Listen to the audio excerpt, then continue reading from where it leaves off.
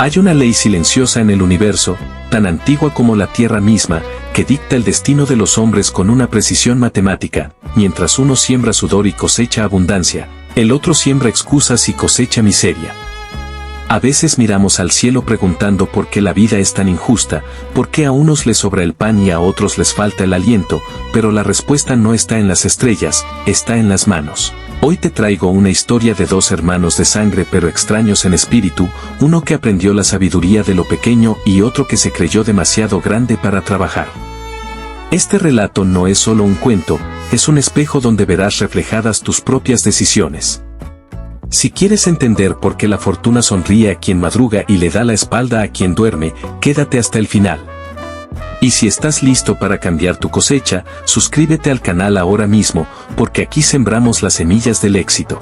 En un valle verde esmeralda, escondido entre las montañas de la cordillera central, donde el aire huele a café y a tierra mojada, vivían dos hermanos, Mateo y Luis. Habían heredado de su padre, don Jacinto, una finca grande y fértil llamada La Esperanza, dividida exactamente por la mitad. Mateo, el mayor, era un hombre de pocas palabras y mucha acción. Tenía las manos callosas y la mirada serena de quien entiende los ciclos de la naturaleza. Luis, el menor, era carismático, hablador y soñador, pero tenía una alergia crónica al trabajo duro. Mateo se levantaba antes de que el sol despuntara. Con su machete al cinto y su sombrero de paja, salía a recorrer sus tierras. Limpiaba la maleza, arreglaba las cercas, abonaba el café y hablaba con sus plantas como si fueran hijos. Su parte de la finca era un jardín productivo, los cafetales estaban cargados de granos rojos, las plataneras doblaban sus racimos por el peso y sus vacas lucían gordas y brillantes. Mateo no esperaba milagros, él los construía día a día, madrugón tras madrugón. Luis, por el contrario, se levantaba cuando el sol ya quemaba la espalda. Se preparaba un café cargado, se sentaba en la hamaca de su porche y comenzaba a tejer castillos en el aire. Mateo no sabe vivir, decía mientras se balanceaba. Se mata trabajando como un burro. Yo no, yo soy inteligente. Voy a vender esta madera y me haré rico. Voy a sembrar aguacates y exportaré a Europa. Voy a comprar ganado de raza y seré el rey del valle. Pero sus planes nunca pasaban de la hamaca al surco. Su parte de la finca era un testimonio de la desidia, la maleza devoraba los cafetales, las cercas estaban caídas y su única vaca, la flaca, mugía de hambre en un potrero seco. Entre las dos propiedades, justo en el lindero, había un hormiguero inmenso. Era una ciudad subterránea en constante movimiento. Millones de hormigas arrieras marchaban en filas perfectas, cargando hojas verdes que triplicaban su tamaño, trabajando sin descanso bajo el sol y la lluvia. Mateo solía detenerse a observarlas. Se quitaba el sombrero y murmuraba, miren a estas pequeñas. No tienen capataz, no tienen látigo, y sin embargo, no paran. Saben que el invierno viene y que la barriga no se llena con aire. Aprendía de ellas la constancia, el trabajo en equipo, la previsión. Luis, al ver a su hermano embobado con los insectos, soltaba una carcajada. ¡Ay, Mateo! ¿Ya te afectó el sol? ¿Mirando hormigas? ¡Qué desperdicio de tiempo! Esas bichas son unas esclavas, corren y corren para nada. La vida es para gozarla, hermano, no para cargar hojas. Mírame a mí, relajado, dueño de mi tiempo. Eso es vida. Mateo lo miraba con lástima y le respondía, Luis, el proverbio dice, ve a la hormiga, oh perezoso, mira sus caminos y sé sabio. Ellas saben que el verano no es eterno. Tú crees que el tiempo te sobra, pero el tiempo es lo único que no se recupera. La pobreza no llega corriendo, llega caminando despacio, como un viajero, pero cuando llega, ataca como un hombre armado. Luis bostezaba. Puras palabras de viejo, Mateo. El invierno falta mucho. Mañana empiezo. Mañana arreglo la cerca. Mañana limpio el cafetal. Pero el mañana de Luis era una tierra prometida a la que nunca llegaba. Los meses pasaron. El verano fue generoso, con días largos y soleados perfectos para la cosecha. Mateo trabajó incansablemente, recogió sacos y sacos de café, vendió su plátano a buen precio, almacenó leña seca en su bodega y reparó el techo de su casa para que no hubiera goteras. Su despensa estaba llena de granos, carne seca y conservas. Estaba listo.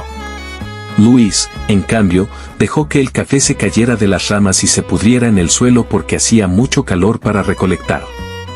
Vendió su vaca flaca por unos pesos para comprar aguardiente y música, y organizó fiestas en su porche, burlándose de la vida aburrida de Mateo. «Salud por el tonto de mi hermano», gritaba con sus amigos de ocasión. Un día, Luis, aburrido y buscando distracción, se acercó al hormiguero. Vio el frenesí de las hormigas y sintió un desprecio profundo. «Estúpidas», les gritó, pateando la entrada del hormiguero. «Trabajen, esclavas, trabajen. Yo soy libre». En ese momento, una hormiga soldado, más grande que las demás, se detuvo y pareció mirarlo. Luis sintió un escalofrío absurdo. Fue como si en su mente escuchara una voz colectiva, un susurro de millones de patas: «Tú te ríes de nosotras, gigante perezoso. Pero nosotras tendremos el estómago lleno cuando la nieve cubra la montaña. Tú tienes fuerza, tienes tierra, tienes inteligencia, pero te falta lo más importante, voluntad. Tu libertad es una mentira, eres esclavo de tu propia flojera. Y la flojera cobra caro». Luis sacudió la cabeza, asustado. «Me estoy volviendo loco», pensó, y regresó a su hamaca para olvidar el incidente. Pero la naturaleza no perdona ni olvida. El otoño llegó rápido, desnudando los árboles, y tras él, un invierno brutal como no se recordaba en años. Las nubes grises bajaron de la montaña y se instalaron en el valle. La temperatura cayó en picada. La lluvia se convirtió en aguanieve y luego en nieve, cubriendo los campos de blanco. En el hormiguero, bajo la tierra, reinaba la paz y la abundancia. Las hormigas disfrutaban de sus hongos cultivados, protegidas del frío. En casa de Mateo, el fuego crepitaba en la chimenea. Había olor a sopa caliente, a pan recién horneado. Mateo leía un libro junto al fuego, tranquilo, sabiendo que su esfuerzo había valido la pena. En casa de Luis, el panorama era desolador. El viento helado se colaba por las rendijas de las paredes y las goteras del techo formaban charcos en el suelo de tierra. No había leña seca. La alacena estaba vacía, solo quedaba un poco de sal y un frasco de café viejo. El frío le mordía los huesos y el hambre le retorcía el estómago. Luis intentó dormir para no sentir, pero el hambre no lo dejaba. Se envolvió en una manta raída y miró por la ventana hacia la casa de Mateo. Veía el humo salir de la chimenea, veía la luz cálida en las ventanas. Y por primera vez, la envidia se mezcló con la vergüenza. Fabián tenía razón, se dijo llorando.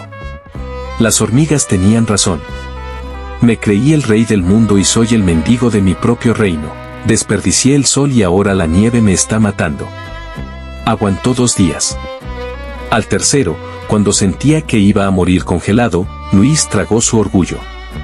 Caminó penosamente por la nieve hasta la casa de su hermano. Sus manos estaban moradas, sus labios temblaban sin control. Tocó la puerta. Mateo abrió. Vio a su hermano hecho un guiñapo, un espectro de aquel joven arrogante que se burlaba desde la hamaca. No hubo reproches en la mirada de Mateo, solo una tristeza profunda. «Hermanito», susurró Luis, cayendo de rodillas. «Perdóname. Me equivoqué. Tengo frío. Tengo hambre. Ayúdame, por favor. No me dejes morir». Mateo lo levantó del suelo, lo envolvió en una manta gruesa y lo sentó junto al fuego. Le sirvió un tazón de caldo hirviendo y un trozo de pan.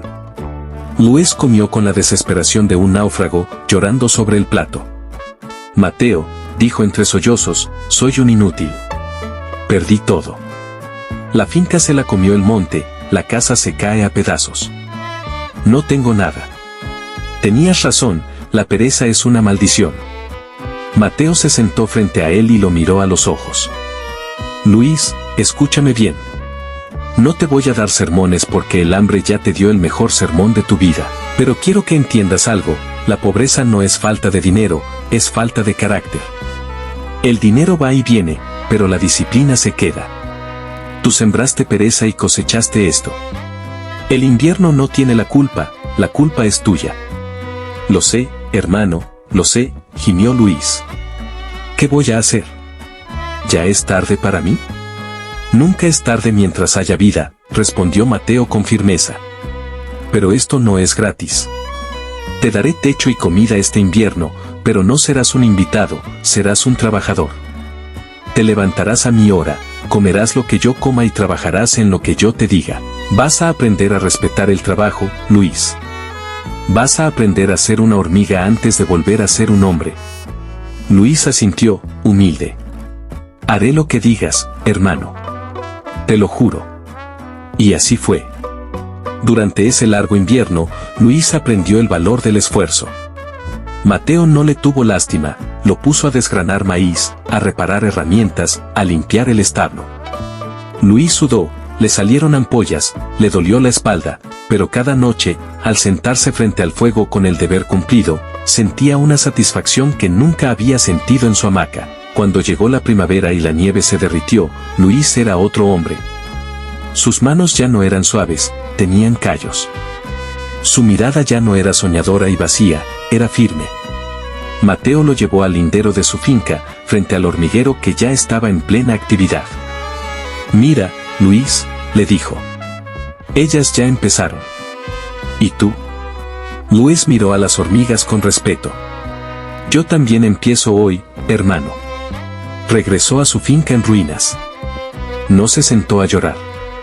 Tomó el machete que Mateo le regaló y empezó a limpiar. Trabajó de sol a sol. Reparó la casa, sembró café nuevo, cuidó la tierra. Le tomó años recuperar lo perdido, pero lo logró. Con el tiempo, la finca de Luis se volvió tan próspera como la de Mateo. Los dos hermanos envejecieron siendo los hombres más respetados del valle. Y cuentan que Luis, ya anciano, solía reunir a sus nietos frente al hormiguero y les decía: miren bien, hijos. No desprecien lo pequeño. La grandeza no está en la hamaca, está en el grano de arena que se carga cada día. Son como ellas, trabajen en silencio y dejen que su éxito haga todo el ruido. Esta historia nos deja una verdad ineludible: la vida no regala nada. La suerte es simplemente el lugar donde la preparación se encuentra con la oportunidad. Si estás esperando el momento perfecto, el negocio mágico o el golpe de suerte mientras descansas, el invierno te va a encontrar sin abrigo. Levántate. Sacúdete la pereza. Mira tus manos, son las herramientas que Dios te dio para construir tu destino. No importa si hoy tienes poco, si trabajas con la constancia de la hormiga, mañana tendrás abundancia. Si esta historia ha encendido una chispa en ti, si decides hoy vencer la pereza y tomar las riendas de tu vida, suscríbete al canal. No dejes que este mensaje se pierda. Dale me gusta, compártelo con ese amigo que necesita un empujón y déjanos tu comentario. Recuerda, el mejor momento para empezar fue ayer, el segundo mejor momento es ahora. Nos vemos en la próxima historia.